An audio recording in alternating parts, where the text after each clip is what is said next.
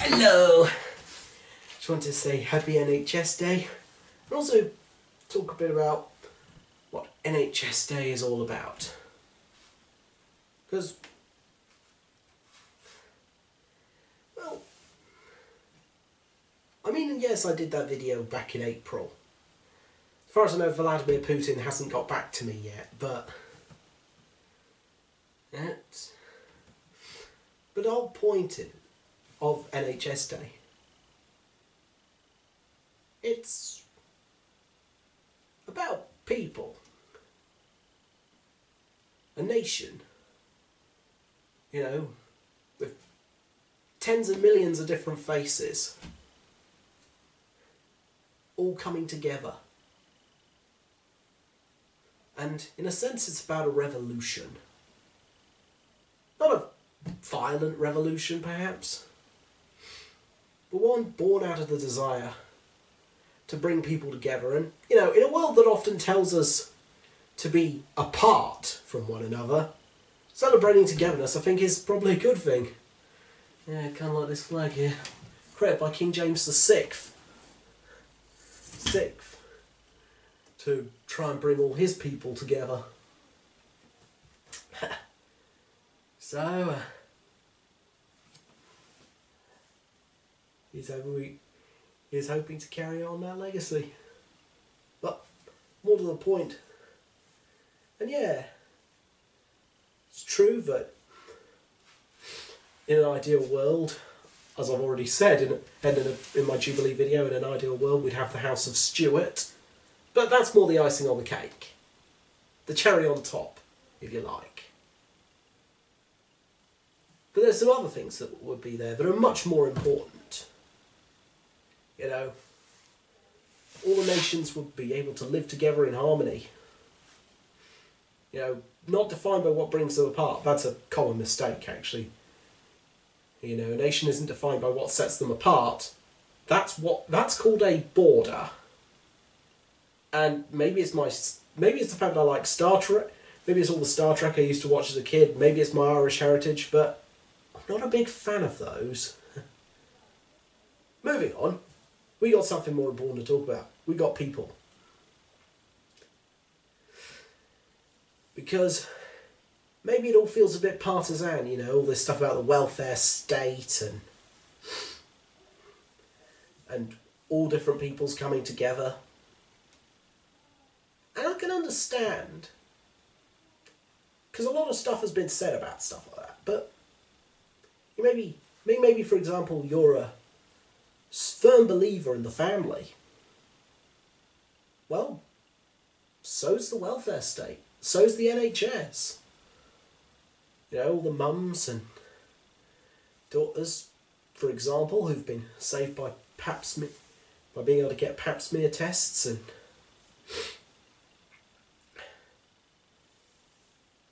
breast cancer screenings, for example. Or all the families who weren't forced into destitution by an unforeseen medical emergency. And yeah, sadly, That too often happens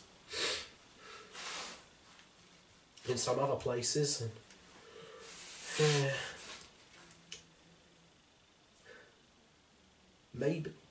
So, you know, they seem pretty pro-family from where I'm standing, or sitting. Because they're there for your family. They're boosting your family. They're lifting your family up. Yeah. You know, perhaps you believe in, perhaps faith is important to you. I know. Me too. You know, I've got a rosary in my pocket just in case. Nice. You know, fish on Friday, mass on Sunday, rosary in my pocket. Not the best. I'm practicing to try and get better. So I can understand you, and it's a point. Take that golden rule, for example. Comes up in a lot of religions, but one I was familiar with is the do unto others as you'd wish them to do unto you. Now, is the world not better when the government is also putting that into action? Putting our faith into action. So yeah, this is for us too. You know, perhaps national identity, being heritage is important to you as well. Well,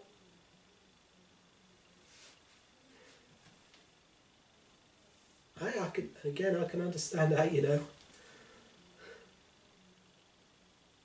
Oh, I'm celebrating my country, even though it's true that my granny came over from Ireland, well, or some would call it Northern Ireland, but around we normally call it Ireland. So, point is, I'm a little cheeky. Point is,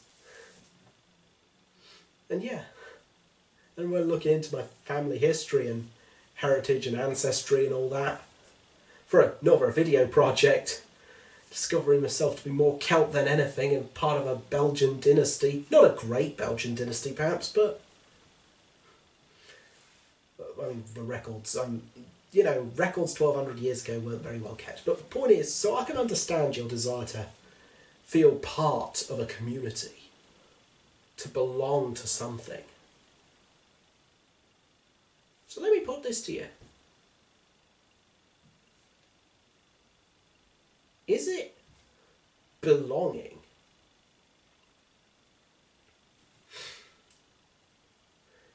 if you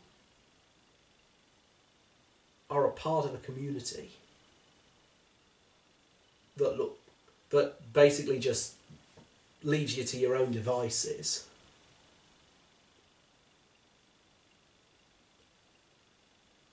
You know, and has a situation that's, to quote Benjamin Disraeli, mortgaging the industry of a nation for the profit of a few. You can see that in Sybil and the Two Nations.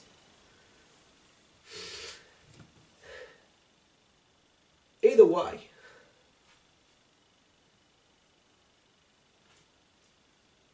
or is it more belonging to be part of a community that looks out for everyone, that lifts the people up, that raises its members, that raises the people around them,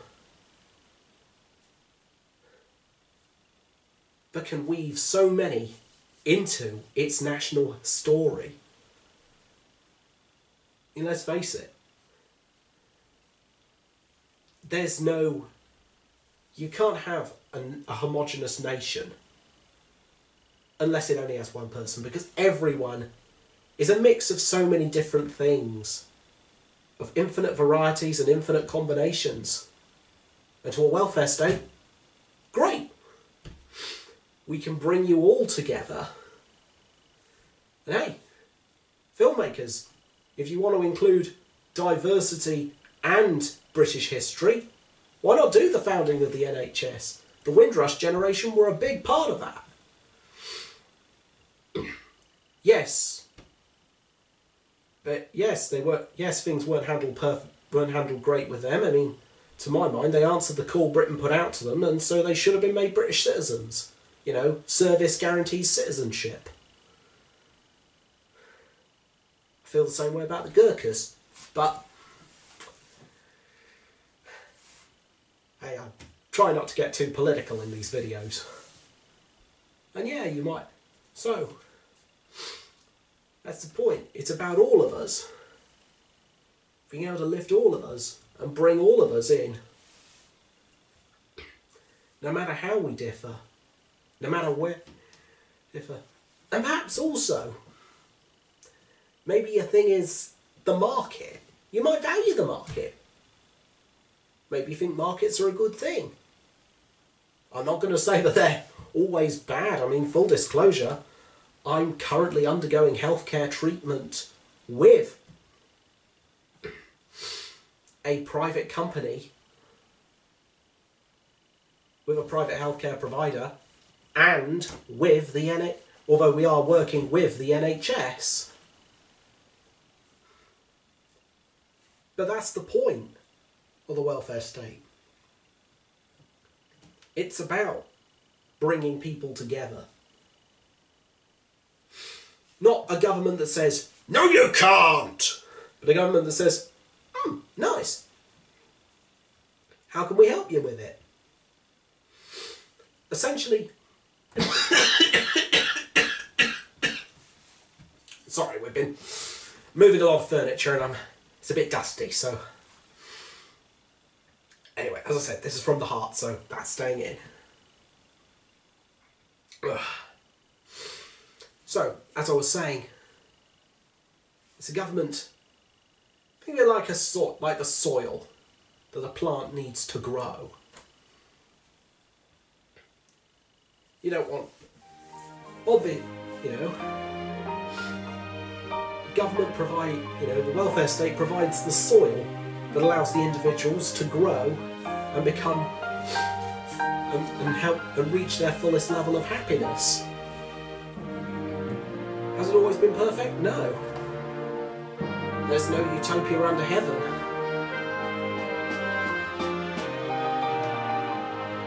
Has this to an extent has this been rolled back over the years? Unfortunately, sadly, yeah. But we can rebuild. After all, it wasn't always there, so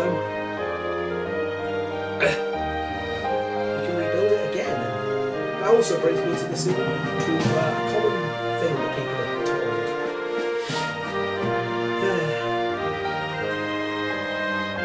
That is the idea that basically you either help the marginalised communities, or you help working people, because helping one is always at the expense of the other. However, we only have to look at the history of the welfare state, the NHS, and such to know that that's just not true. You know, at the time when, like back in the 1950s, economically speaking, in Britain, for ordinary people, they had some quite massive standards of living. One of the biggest standards of living increases in their history. As well as a massive growth in welfare.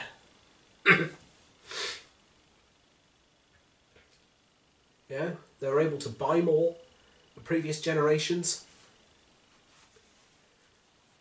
Do more than... I mean, just look at the holiday boom that happened as the welfare state grew.